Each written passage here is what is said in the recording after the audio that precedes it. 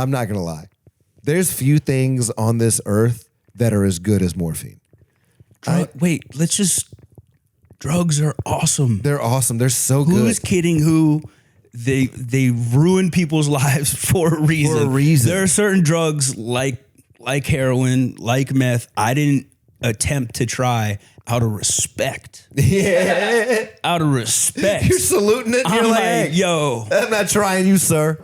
Oh yeah, dude. I have an aunt that's alive to this day that is still on not morphine. What's the drug? Methadone. Methadone, yeah. Methadone. But like one of my earliest memories going over to my grandparents' house was my aunt nodding off at the table at Thanksgiving. I'm like, Mom, why is Aunt Noelle so tired? Family brings joy, was a childhood destroyed. Hey, it's Tammy's boy. Tammy's boy. Tammy's boy. Hey, it's Tammy's boy. Tammy's Boy Podcast is intended for entertainment purposes only. Jon Carden is not a licensed therapist. He is just a friend. Well, come on in, everybody. Welcome to another fun-filled episode of Tammy's Boy. You know me. I'm Jon Carden. This is my show. And let's see. I saw my fourth grandmother's vagina hair at a family picnic. So I know a thing or two about family trauma and seeing things that you don't need to see. But before we get into it, how about a few words from my talented and handsome producer, Mr. Cole Garrett? Oh, how are we doing, everybody? I'm feeling handsome today. We got a great episode for you. Full video, as always, going to be available on YouTube and Spotify. You should go check it out. I think it looks pretty good. It's not because I, made it or anything like that, but I think it looks pretty good. You should, comment and see. Let's see what you think, too. No matter where you're watching it, please make sure that you like, comment, subscribe. We can't do this without you guys, and we have more stories coming, and we want to make them bigger and better for you. Tell all your friends about it. Tell your parents, depending on how your relationship is with them. Anyway, that's enough out of me, guys. John, who the hell we got on the couch today? All right, my little Tammy's progenies, my little followers, my little cult followers. Today we've got our first artist. So I'm actually stoked about that. Let's go. He has painted murals all over town in Austin, Vulcan Gas Company, Your Mom's House Studios. He's right now painting a huge project at Comedy Mothership, one of the greatest comedy clubs on planet Earth. It's Chris Rogers, everybody. What's going on? What's up, buddy? Good to be here, man. Thanks for having me. Yeah, dude. Thanks for coming, dude. This is Good awesome. shit. We're excited to have you because we have a lot of comics on. And it's a lot of people being like, this trauma made me funny. Yeah. But you're the first person because we've been around each other a lot over the years, but you're always painting, busy, and doing something, and so the chances that we've had to sit down have been few and far between. Right. Because I'm either doing comedy and you're painting, or it's like one or the other. I know. It's wild. Well, we run around with the same gang. We do, but like comics, we have a chance to talk about this shit all the time. So like I always go in having somewhat of an idea.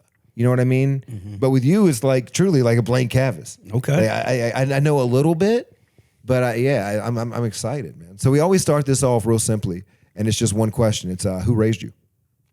I was raised by a single mother, my mom, Suzanne Chapman Rogers. She is the shit. And oh yeah, man. Like I kind of relate to comedians in the sense that, a lot of the dark shit kind of fueled me, but I also had I had the polar opposite thing with my mom. She was an absolute light. Like I would have talked myself out of everything. Like every little dream and aspiration I would have had, I would have talked myself out of it, man. Really? She put that belief in you. I had the talent. I had the dream, but I just didn't have the belief, man. I just second guessed myself. Like my self-esteem was shit. But yeah. She just always put me out there and pushed me and said that, hey man, you can do it. Whatever you want to do, you put your mind to it. Not only that, but she supported it. Like she was the soccer mom, baseball mom, hockey mom. Like anything I was into, me and my sister, she was right there front and center. That's dope. Mm-hmm. What kind of things did she do that you think inspired that belief? What kind of things did she do to push that belief in you? Was it just constant reassuring? Like, hey, you got this? Die-hard optimism. Die-hard optimism. Yeah, man. Dude, one of my earliest memories was because she was a single mom, so she was always working like at least 2 jobs. Okay. You know what I mean? And What was she doing? She was an accountant. That was her first job, and then like waiting tables and whatever. Like Oh, damn, side job she could get. Yeah, she'd bartender. do people's taxes on the side, like whatever. But like at night, that was like her time to like kind of just watch TV, smoke cigarettes, and kind of just like think. And like every now and again, like she'd wake me and my sister up in the middle of the night just to like have a conversation about like drugs or whatever it is. Just like, have some real conversation. She was hands-on in that. She was a great communicator. And there was one time like she woke us up and me and my sister were upstairs. She was like, Chris, Jackie, get down here. And we're like, half asleep, like stumbling down the stairs, just like, what? And she just like sat up and she was just like, Chris, Jackie, like, I just want you to know that whatever you want to do, and I remember she said this, I don't care if you want to be a janitor. Just be the best janitor you could possibly be, and I love you no matter what. And I don't even think I slept that night, dude. I was so like... Damn. That felt so fucking good. Yeah. Like, I knew what it's like. I know what it's like to be just loved unconditionally, and I think that was the biggest thing for me is like... I just had this space where I could fail, I could try, go after big lofty aspirations, and no matter what, like I always had that space, and that space like helped me like, when I was 12, I was like, man, I want to fucking play in the NHL. Yeah. I hadn't even fucking ice skated yet. Like shit. I was like rollerblading because that was Yeah. the shit to do in the 90s. Oh, for and sure. There was like a street hockey league with me and my boys would play after school and shit like that. But I was like, man, I want to play fucking ice hockey. And like, And where were you? South Carolina. This is Hilton Head, South Carolina. Like the closest ice was 2 hours away in Charleston. That's wild, dude. Right. That's Jamaican bobsledding. I'm saying, and I had dreadlocks at the time too. They called me Chocolate Rocket, dog. I'm not kidding. I'm not fucking kidding. But like, yo, feel the rhythm, feel the right. It's slap shot time. Sanka, you dead, man. Look, the egg. Yo, kiss it. Yeah, no, that was my shit, dude, for real. But like, yeah, she and 2 of my friends, like, their parents and my mom, like, took turns, like, carpooling back and forth to Charleston a couple times a week. To play hockey. Play hockey, man. Wow. Yeah, man. And if you're playing hockey in South Carolina, I have no doubt that you're the darkest person on that ice. There was probably, I met like 3 other non-white kids my whole time playing. Yeah, I could imagine. Yeah. Mm-hmm. I had the opposite effect when I moved up to West Virginia because I was living in Yanceyville, North Carolina, where it's pretty black. It's pretty black. Yeah. And I went up to West Virginia. I told this story a couple weeks ago, but it went from, 50% black, 50% white to 9.5% white. Right. There was one mixed girl in the entire school. Everybody else was Aryan. Dang. Yeah, it was a culture shock. I was the most ghetto person there. That's crazy. I know. I was hood for them. I know what that's like, dog. It's crazy. I know. I know what it's like to be like the black sheep in the crowd, man. I was always that, man. Like, especially growing up in Hilton Head, South Carolina. I don't know if you're familiar, but it's like... Yeah. Everything looks the same in Hilton Head.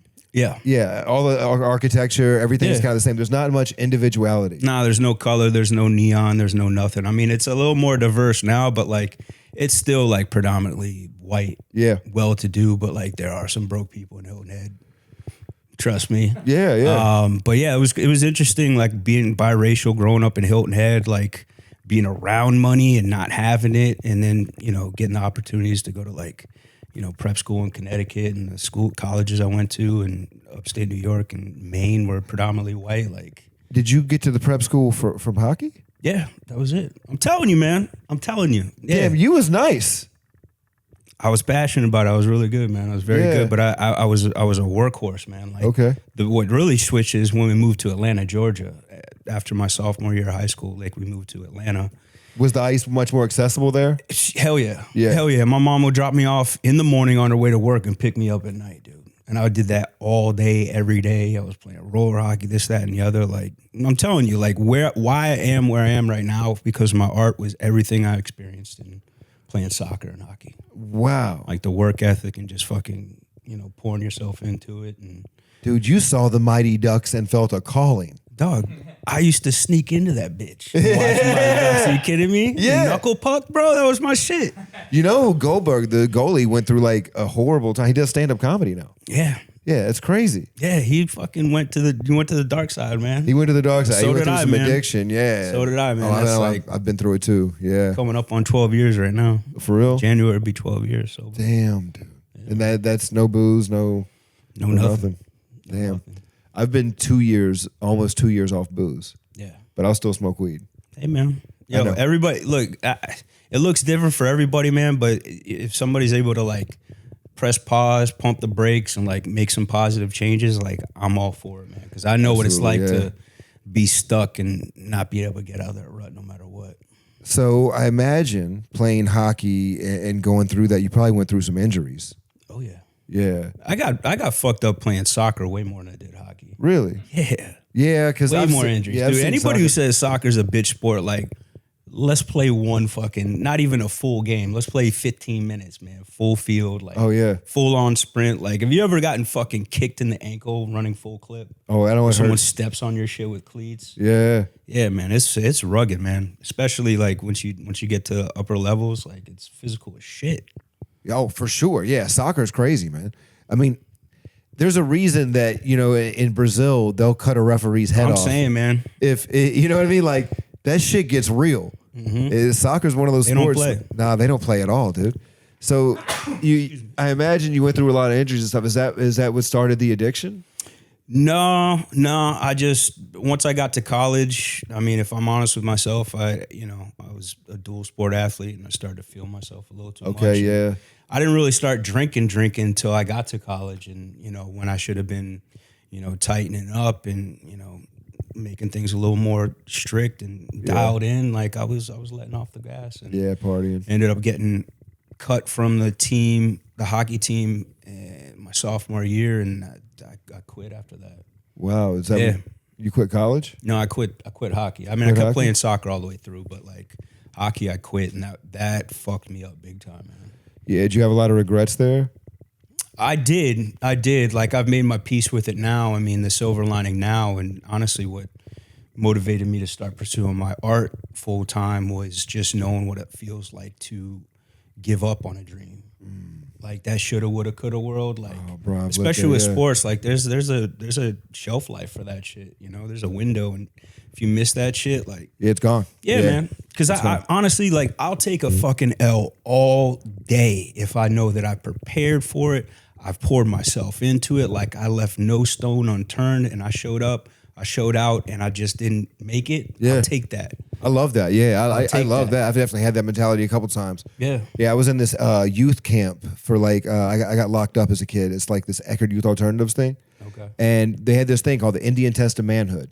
And it was like basically a mile straight uphill. Damn. And it was wild. That's crazy. Yeah, it was like 14, 15. And A sprint uphill for a mile. uphill for pretty much a mile. It was insane. And like That's crazy. there was one year that I didn't even come in the top 20 or 30. But then the next year I did it and I got third place. And I was cool with third place.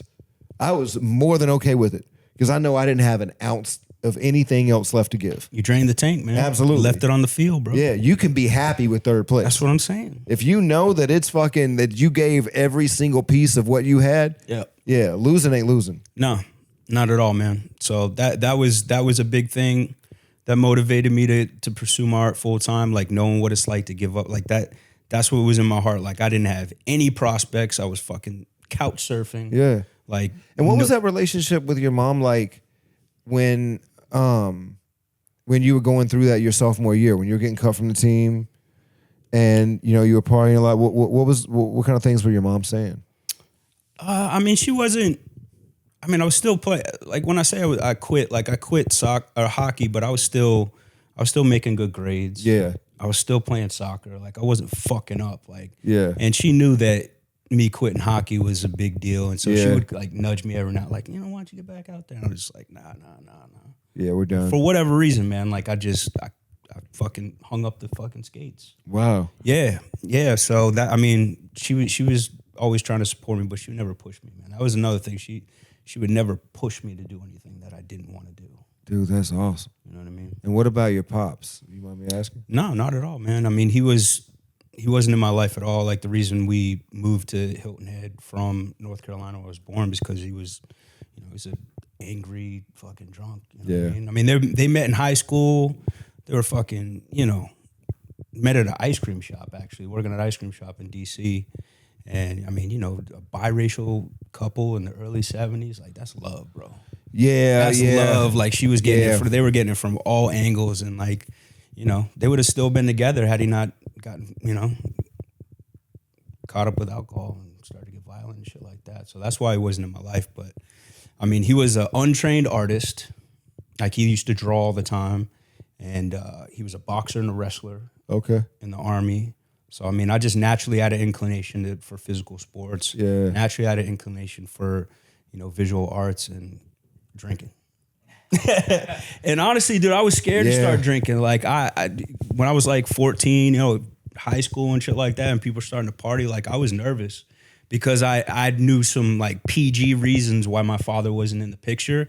And ironically enough, I was afraid of like losing control. Like if I started drinking, I'd turn into a werewolf or something like that. Like I was nervous. Yeah. And that shit lasted about 30 seconds into my first beer. Dude, I'm telling you, man, that first beer, that was, and I mean this, dude, that was a spiritual experience for me. That was the first time that I wasn't worried about what other people thought. I wasn't, tripping over the past or, worried about the future. I think it was the first time I was ever present. It was the first time my mind was just quiet. Wow. And I could walk across the room and talk to that girl I had a crush on. Like I could just go. There was no inhibition. Yeah. And, even though I didn't start drinking right away, like that left an impression. I felt like I found that last little jigsaw puzzle. I was like, damn, this is how everybody must feel. Yeah. Because prior to that, man, it didn't matter what I accomplished. It didn't matter what I felt like a phony. I felt like everybody had their shit together, like everybody had a map to life. And I was just winging it. Especially in somewhere like Hilton Head. It's straight up. Yeah. Straight up. I just always didn't feel like I fit. And when I had that first drink, if I'm honest, it was the first time I felt like I was just okay. Yeah, that's the way I felt with weed. Was the first time that I smoked weed, it was just like... I know it. I know it. That little exhale, I know exactly what you're talking about, man. There's nothing else. There's no other way to describe it. Mm-hmm. It's just like... Get exhale, just like... Everything's quiet now. Yeah, everything's quiet. Yeah. Yeah, because there's so much noise. Yeah. In there, and I feel you, man. You know that scene in what is it, The Matrix, where that lady in the red dress and there's what's that, like Times Square or some shit like that, and then he just pauses it and everything's still and quiet like it is right now. Like that's how my mind felt. Yeah, I know exactly what you mean. And that shit worked like a charm until it stopped. And by the time I was even willing to even entertain the thought that I might have an issue, it was way too late. Yeah, way too late, dude. Yeah, no, I've got friends that have issues, that have gotten DUIs, that have gone through a lot of stuff that are still going. Yeah. And it's just like, how much do you have to lose before? Everybody's different, man. Yeah. Everybody's bottom is different, man. So I know some people right now in my sober community that, dude, they never got arrested. They never were hospitalized. They never fucked up a relationship, but they just got to a point where it was enough for them and they wanted to make a change and they wanted to get help. And, for me, I needed to quit hockey. I needed to fuck up mad relationships, get arrested, fucking lose mad jobs, just have a mountain of shame and regret. And even then, I still had reservations about getting, because that's what it does to you, addiction. Oh, I know. Up is down, left is right. And, I just had no capacity to deal with reality. And I don't know. I also felt like sobriety would just be one big timeout. Because I've been sick with it, because I was an all-day drinker for 4.5 years. After my mother passed away in 2009, that's when my drinking went from sorry, man. Nah, dude, it's all good, man. She's still very much here, bro. Yeah. Very much here. And I honestly, I mean this. If I didn't get anything from getting sober, to have a new connection and a new relationship with her, I'd be happy. But that's just the tip of the iceberg. It's given me so much. Literally what I thought I found when I first started drinking is exactly what I find in sobriety. In sobriety, working the 12 steps and being a part of community and just that's so profound. Living my life that way. I'm telling you, man. That's so profound, man. It's such a great quote. But it's the truth, man. It's not. It's like drinking was it was a spiritual experience, but it was a synthetic avenue. It was just like pressing a button, like, oh, we're automatically there. But like now, I need to be honest. I need to show up. I need to feel shit. Like that was the hardest part about getting sober was fucking feeling. Brother, tell me about it. Yeah, that was hard. It's hard for me. When I'll go through periods where I quit smoking weed. When I quit drinking, it was hard for me to go on stage for a little bit. I was feeling the anxiety. Same here. Yeah, it was the anxiety, and it was How old were you when you?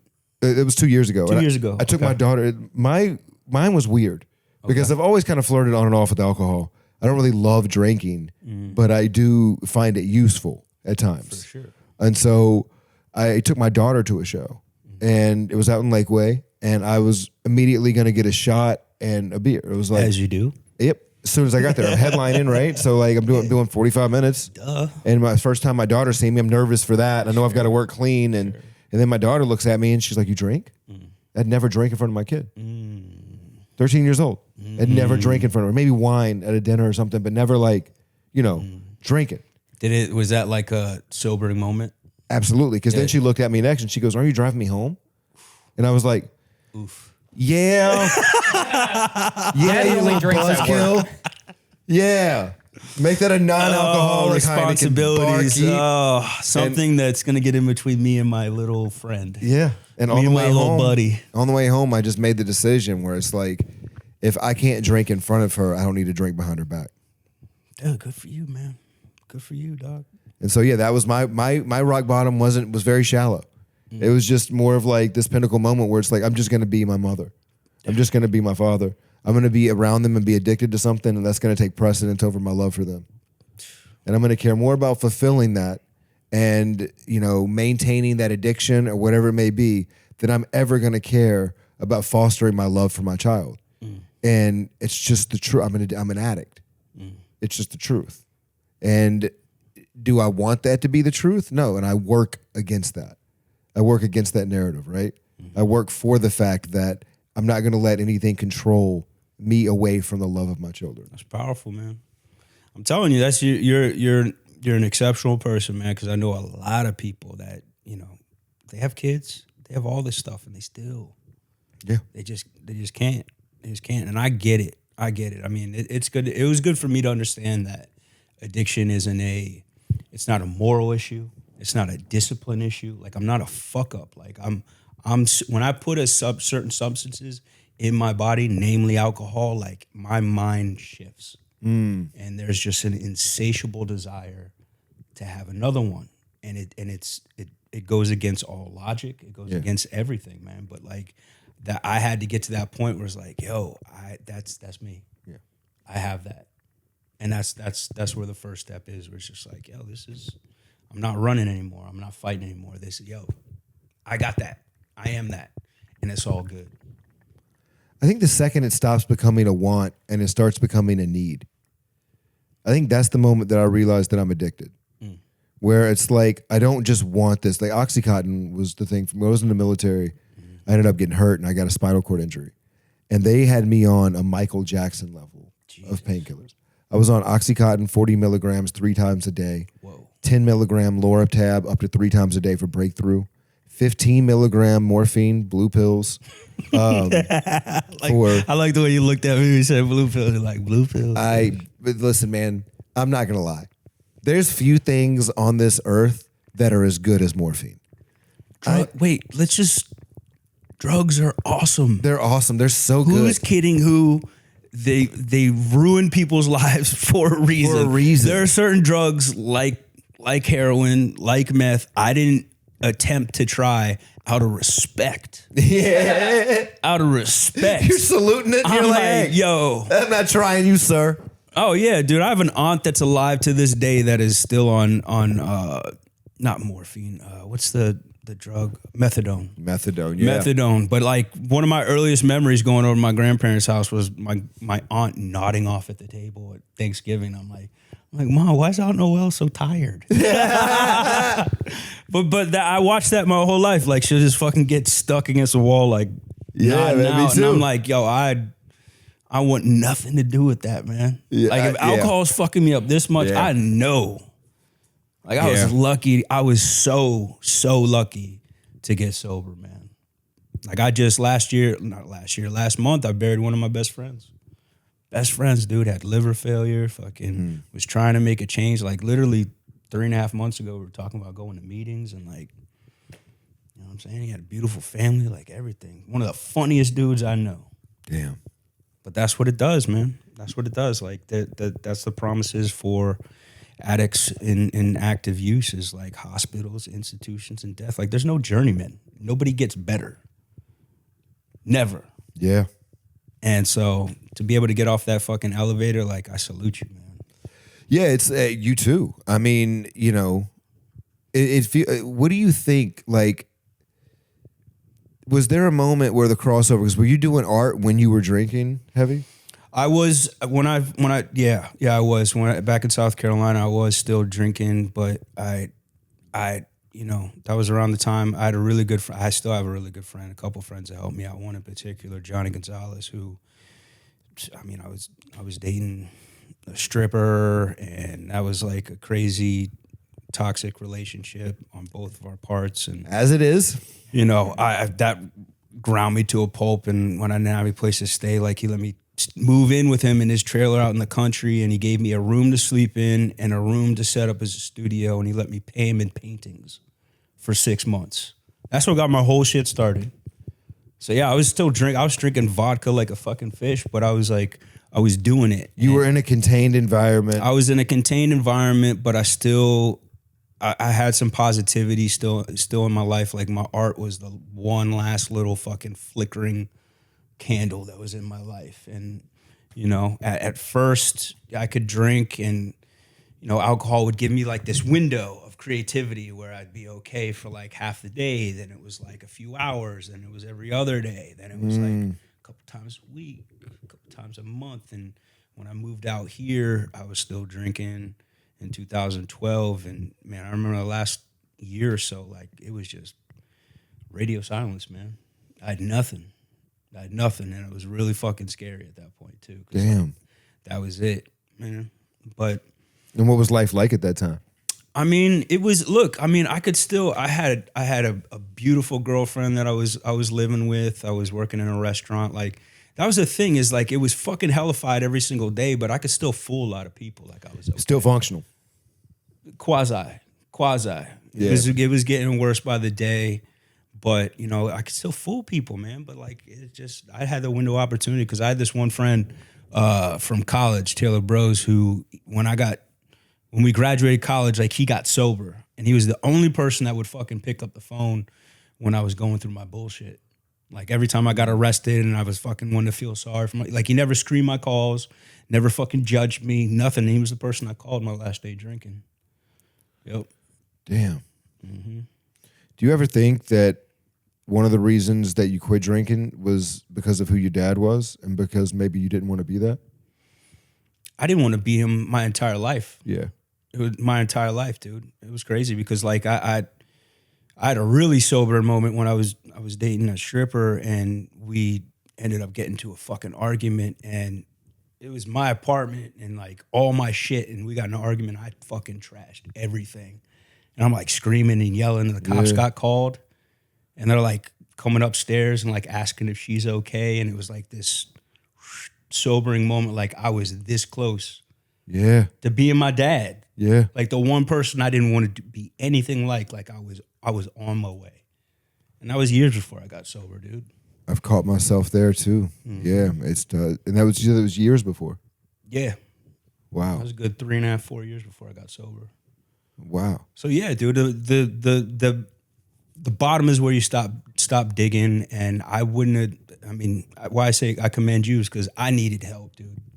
Like I needed a team of people. That's why 12 Steps, the whole community helped me. It was good to be around people that fucking get it, where I'm not going to be judged. There's no hierarchy. Like I don't have to speak, and they already understand it. Like I needed to be in that kind of space, kind of like what I had with my mom. Where there was no judgment. It was just safe. It was unconditional. Like, I needed that kind of space in order to stop running and stop fighting, man, because I was fucking fighting, man. Even when I got sober, I was just, like, waiting for somebody to look at me wrong, judge me. You know what I mean? I was fucking scared, dude. I had no tools for sobriety, man. Damn. Yeah. And what tools have you built since? Well, for starters, I don't do anything alone anymore. Not to say I don't spend time alone, but as far as like my recovery is concerned, like I'm involved in a group. I help out a lot of guys. And That's dope. I have a sponsor that sponsors me, and like I have some people that I can call and just like get shit out. And like I don't bottle shit up anymore. Like if I'm feeling a certain way, I fucking feel it. I write it down. I pray. I meditate. I open up, because that was the biggest thing, about drinking and being in your addiction. Like you don't fucking talk. Like I could feel alone in the fucking stadium filled with people, because I didn't let anybody in. Like that's what I learned about connection, and say connection is the opposite of addiction. But how you connect is like you got to reveal yourself, man. 100%. And I was wearing masks the whole time. Like that, like I said, I was fooling people. I was fooling myself. Yeah. I had to, man. It was either that or crack in half. Like I didn't even look at a picture of my mom for 4 years, bro. I had one picture in my room, slightly turned away. After she passed? Yeah, man, I couldn't. I'm telling you, I had no capacity. I was so afraid to deal with the fucking shit that was down in there. So you were just drowning it. Yeah. Yeah. Yeah, I was gonna implode, man. I mean, I've got friends, we've had people on this podcast where it's like they tell us about some of the stuff they went through growing up, and everything just kind of makes sense. Yeah. You know what I mean? And, with this, it's like, one of the things I learned in therapy was to, give yourself grace. Yep. And it's like, of course, of course you went through that. Of course that you struggle with addiction because, like, your male role model that you were supposed to have, chose alcohol over, a lot of other things. And I don't see it that way. You don't? Now I don't. No. What do you think? How do you see it? He was sick, man. He was sick. Bro, this is another one of those amazing experiences in sobriety is I was able to have, he passed away like in 2020, but I was able to have a conversation with him for a week before he passed away. And like, we barely talked. What was that? I met like? him once when I was 11, and he was just like very quiet, just like, I always had to carry the conversation type shit. Yeah. And he's one of 9 kids, and my aunts on that side were like trying to get in touch with me, telling me he was like in the hospital, this, that, and the other. And I don't know what kind of mood I was in at the time, but I wasn't even trying to hear it, like whatever. And I ended up talking to my sponsor about it. My sponsor's the fucking shit. He always drops the mic, dude. And I told him what was going on. He was just like, yo, Chris, just for this one conversation, do you think it's possible for you to be a son to your father without worrying about him being a father to you? Just for this one conversation. Just for one moment. And I was like, of course. And this one conversation, like I went into it not even worrying about what was in it for me. Like I'm just going to show up and talk to him. And it was the longest conversation we ever had. Like the longest conversation we had prior to that was maybe 5 minutes. This one was like almost half an hour. And we were talking about addiction. We were talking about this, talking about that. It was a phenomenal conversation. By the end of it, it just hit me and I meant it. And I was just like, yo, Dad, everything? And I was like, everything, man. We're good. We are good. And I remember he said, wow, 3 times in a row. I was like, wow. Because in that conversation, it hit me. It was just like, what the fuck would I be like if I married the love of my life, right? Had 2 beautiful children and got caught up in my addiction and wasn't there for them at all and moved in with my mom and like slept in her basement. As a grown-ass man working in some dingy diner. Like the shame and the guilt that man must have been feeling. And so for me to be able to like, yo, Dad, we're good. Yeah. Like that must have felt so fucking good. And what was crazy about the whole thing, what was crazy about it is like, I needed that. Mm-hmm. And the only way I was able to experience that is I had to give that to him. This is what I'm talking about. This is what recovery does for me. It like switches me away from what's in it for me and like, yeah, what can I provide? What can I add to the stream of life today? And it's not always obvious, but in that situation, like my entire life, I was waiting for him to like run back in my life and like, hey, let's make up for lost time. Like, let's just, whatever. It's like fix everything. I was waiting for him to do it. And like, lo and behold, long story short, like I ended up giving that to him and that's what I needed. And a week later, he passed away. That's what I'm talking about, man. Like It's reparenting yourself, right? It's like it's one of the things I talk about a lot with ACA. I go to Adult Children of Alcoholics, and mom wasn't alcoholic; she was an addict, but I still go. And it's one of the things that you learn is that you have to reparent yourself, and you have to be the person that you want to raise, and not the person exactly that your parents wanted to raise. And there's lots of gaps in my childhood where I didn't learn certain ethics, I didn't learn certain morals. I learned that certain things were expendable in the name of survival. for sure. And I had to reparent myself as I got older. And I had to, reteach myself morality and ethics and like, no, that's wrong.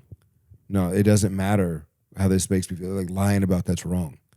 And so it took me a long time to get there and actually care enough, have enough self-love to go on the mission. Right. Because I think that's where the mission starts for recovery, for sobriety. It has to start with a place, from love. Yeah. You have to love yourself. Got to go in, man. Yeah, It's an inside job, dog. 100%. Yeah. That's the craziest. That was one of the craziest realization is that like my drinking and just not my drinking, but everything, my usage was a symptom of the way I was thinking and responding to life, like what I was doing, like the way I was showing up. And so that's like probably like the biggest thing that's changed things for me is just the perspective that I have going into each day and just the virtues that I'm trying to imbue into life. And like even coming over here to do this podcast, like, I'm busy as shit. Like I have a lot of shit going on. I know. I appreciate you being here. But I'm saying I wanted to do it, man. I wanted to be here for you. I love this podcast. I've seen you fucking grind and build your shit, man. Yeah. Like, and I want to be a part of it. I appreciate that so much, It man. can't always be like, just what's in it for me and like stacking up the chips and like climbing in your ivory tower. Like none of that is fucking cool, man. What's fucking cool is being able to affect people around you in a positive way. Like that's the shit that I was missing, man. Because I'm sure you've experienced this. Like you get the chick, you get the fucking job, you get the whatever you're searching for, and it's cool for about 30 seconds before your mind goes on to like, well, what else you got? But conversely, this stuff right here, like this is the stuff that like fills that hole. This stuff like sticks to your ribs. Like this is the spiritual solution they're talking about. 100%. Yeah, like everything we need, we have. And when we give it, that's when we really experience it, man. It's like it's nice to get accolades and pats on the back and shit like that. But like what's really dope is like knowing that you've affected somebody in a positive way. Even if it's like saying what's up, I hope you're having a great day. Yeah. Something simple like that. That's the stuff that sticks. Dude, you are very philosophical. And it's almost... That's my mom, dude. I'm telling you, this is the way my mom would talk to us all the time. Like my mom, she's spiritual. She likes having deep conversations. Like I like to just swan dive into shit, man. Like past all the pleasantries. Like what the fuck's going on? Yeah, hell yeah. Hell yeah. There's a story I love from a philosophy major. And it really did a lot, like as far as like, for me, learning how to simplify things and that things aren't as complicated as you think they are because I overthink, right? And there was a philosophy professor and he had really lectured throughout the year about, the answer to why and always, trying to find the answer to why. And on the final paper, he wrote one question. The question was why? And he gave 20 pieces of paper. And everybody, there was a lot of students that filled out every piece of paper. But only one student got a 4.0. And they wrote, why not? And walked out.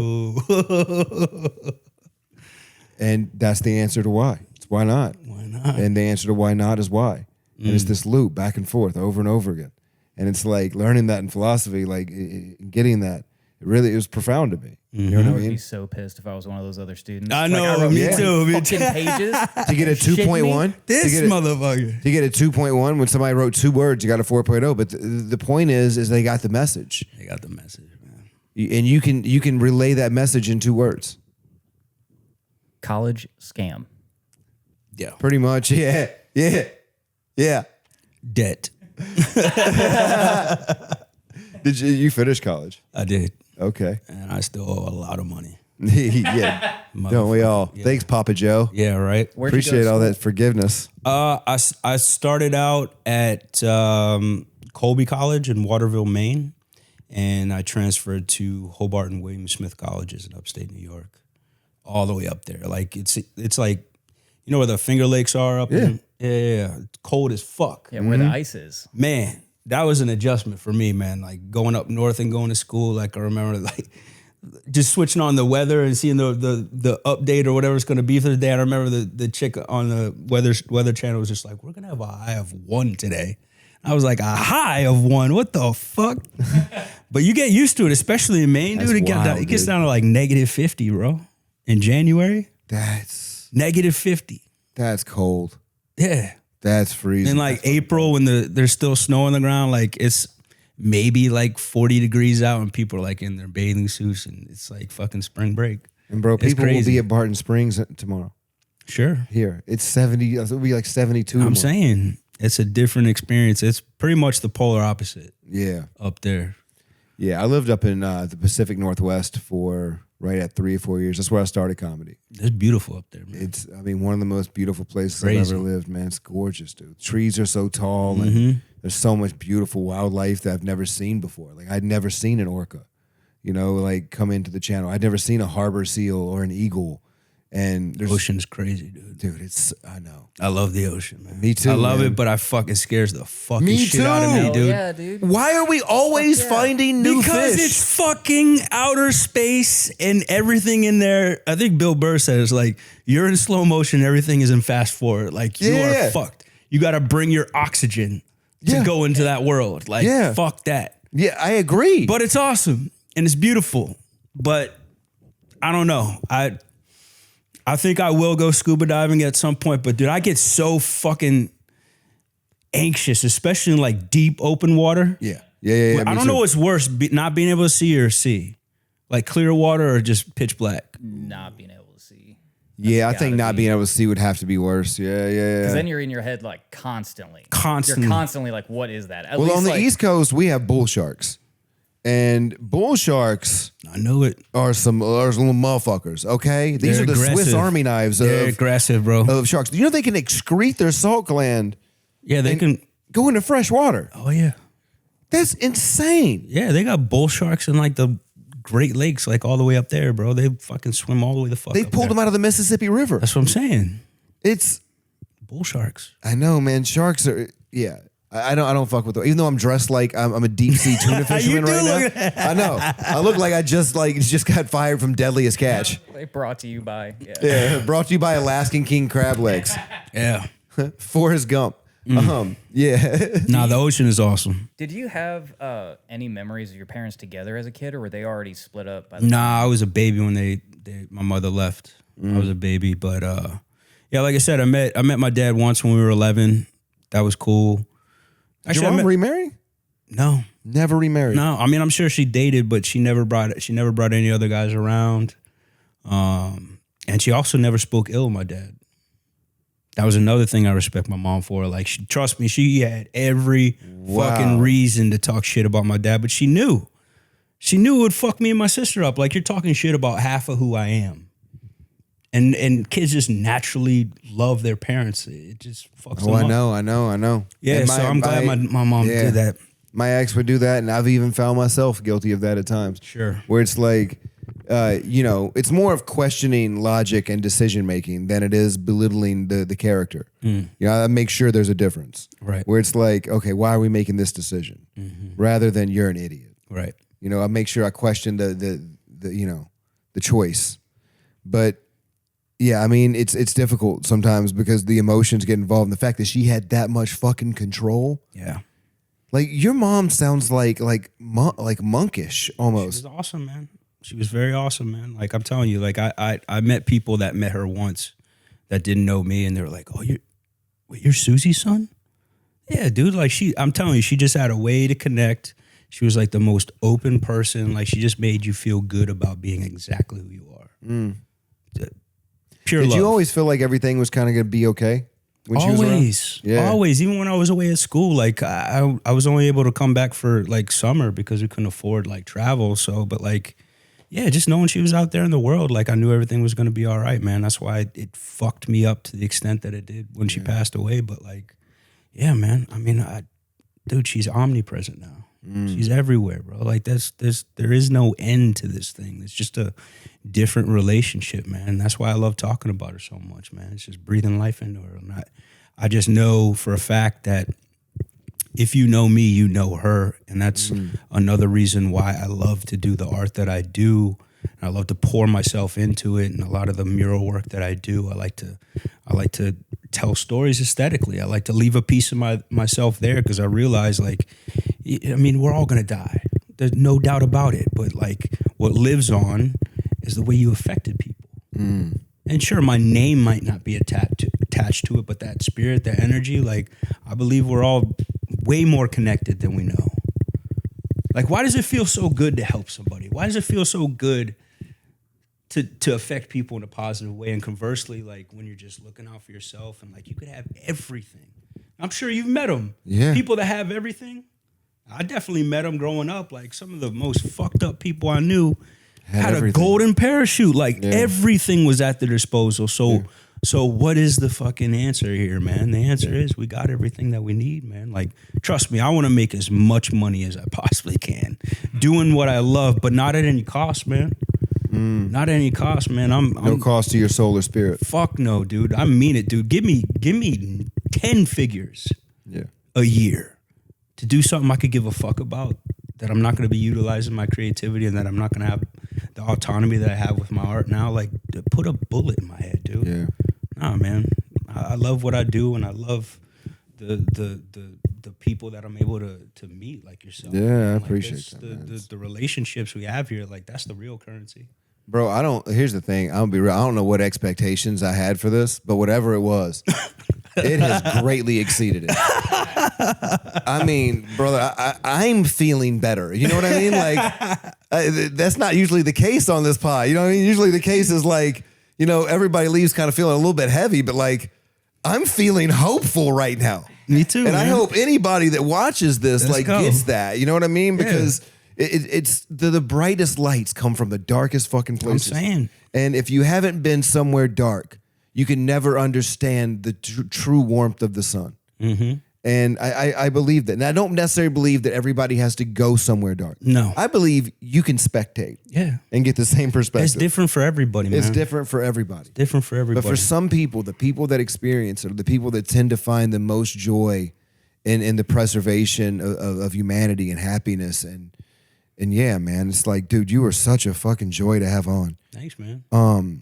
We always close this up really simply. It's if you have, based on your own parenting advice, and given who your own childhood, and given who your mom was, I think I can already kind of imagine what it would be, you know. But if you have one piece of parenting advice to give to every parent out there that's raising a kid right now, based on your own childhood, what would it be?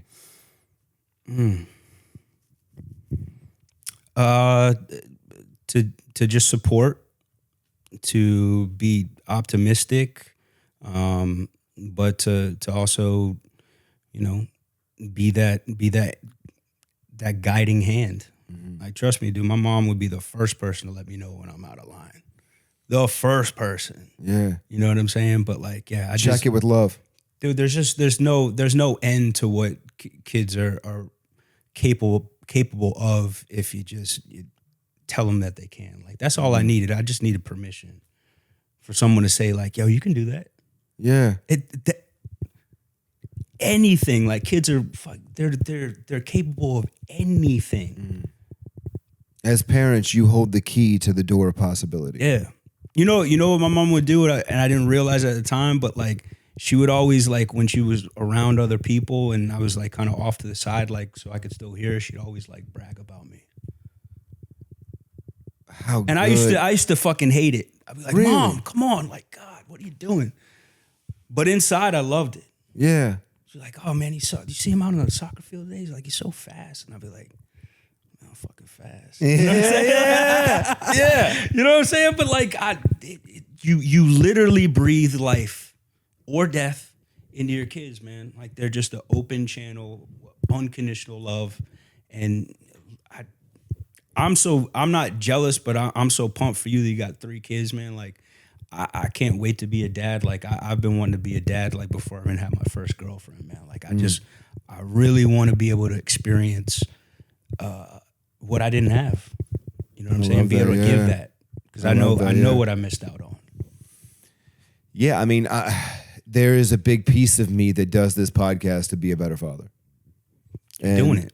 Thank you, man. And The it's fact like, that you even put that out there, cognizant of it, you're doing it. yeah, I mean, I learned through, just like through error. And I learned through mistakes just like anybody else. Oh yeah. And I've learned a lot through this pod, through doing this, 25, 26 episodes now. Something near there. That's 26 hours of conversation about people's parents and the things they did right and the things they did wrong. And the thing that I've learned that I've taken away from these episodes so far is that love, attention, it goes a long way. It goes an extremely long way. Yep. And we are in a world that is almost void of it at times. People pay more attention to their phones than they do their spouse. By design. They pay more attention. By design, we're going to get into conspiracies, but like Yeah, I mean, sure, It's- for sure. all that is designed to take us away from one another and get us wrapped up in ourselves. And Yeah, and the art of communication and the act of love are they're dwindling and they're just a candle in the wind. And if we don't do the things necessary to hold on to that and make all the actions that we need to put down our phones and spend time with our kids and show intent and show intention, then yeah, it's sad to see where the world's going to be. yeah, But if we can figure out a way to, and hopefully people that watch this pod get that. They get that, through all these episodes, through all these stories, and through yours and through everyone else's, that the moral of the story is attention. And it's positive attention, and it's reinforcement, and it's love, and it's care. And it's like giving those things, but, also understanding, the differences between discipline and punishment, and, understanding that self-love and discipline is an act of self-love. And, the sooner we start to understand all these things, the better we're going to be as humans. But until, women stop shaking their ass on Instagram and men stop liking it. good luck, bro. We're fucked. They got us in a pickle with that one, man. Yeah, I know. We Can you figured out how imagine much we having a love phone asses. at 11? Bro, all this talk about sports and college and art, like, bro, that would have derailed. This is what I'm saying, man. I would've whacked my skin off. Going back to the conspiracies, bro. But like, I used to sneak to my step-grandparents' house to order porn on their DirecTV. what, Could you imagine what I would have done with a phone? dude? I would have I would have had skin on a dick. Like there would have been no skin. It would have been skinless. Straight up, It would have been skinless and boneless.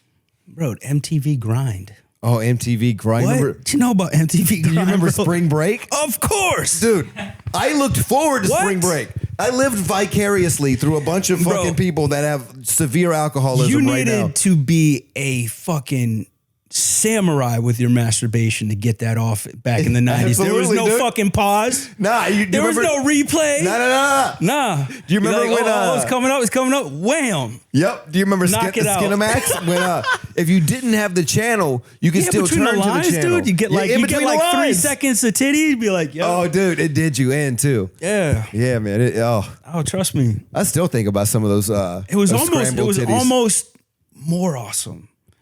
Because it was so fucking it was almost because like you had a to work so mission. hard for it. Yeah, exactly. Yeah. Like I talked about this the other day, and when we get out here on this. This is perfect. This is perfect. I hate people that send dick pics. Okay, I think it is the laziest shit that has ever happened on the face. What if she wants it though? No, here's the thing. If she wants it, fine. Okay. But I'm talking about unsolicited. Oh yeah. Okay. That's wild. Okay, Well, yeah, it's that's a wild. crime. That's It's horny, wild. bro. But do you remember? That's a level of horny. But do you remember flashers? Yes. Do you remember in the 90s when people would wear trench coats and they would run out in the freezing cold to flash you at a window? Also That a crime, I man think. wanted it. Yeah. That man wanted you to see his dick. Oh yeah. You know what I mean? He fucking trained for that. Dude. He would run in the mornings. Oh, so thinking, you're saying you respect that? yeah. Okay. Got you. There's work ethic behind showing that dick. That's a blue collar dick Okay. at this point. And there goes the podcast. All right. I'm not saying I support people flashing people. I'm saying I support the work ethic that comes from like. All right, man, I'm done. All right, thank you guys for coming in. I'm not gonna talk myself out of this fucking hole, dude. Thank you so much thanks for for having coming me, man. in, It was dude. awesome. You want to let them know where they can find you on social media? Yeah.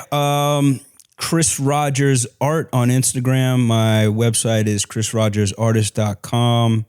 Facebook, Chris Rogers Artist. And follow along. Check me out.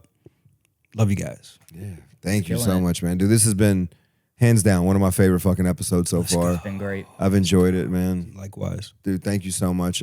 Tammy's kids, thank you guys for coming out. Keep doing what you're doing, liking and subscribing, and we'll keep doing what we're doing, trying to give you the best podcast in the whole damn world. Yeah, thank you guys for coming in. We'll see you soon. Did your family bring joy? Was your childhood destroyed? Hey, it's Tammy's boy.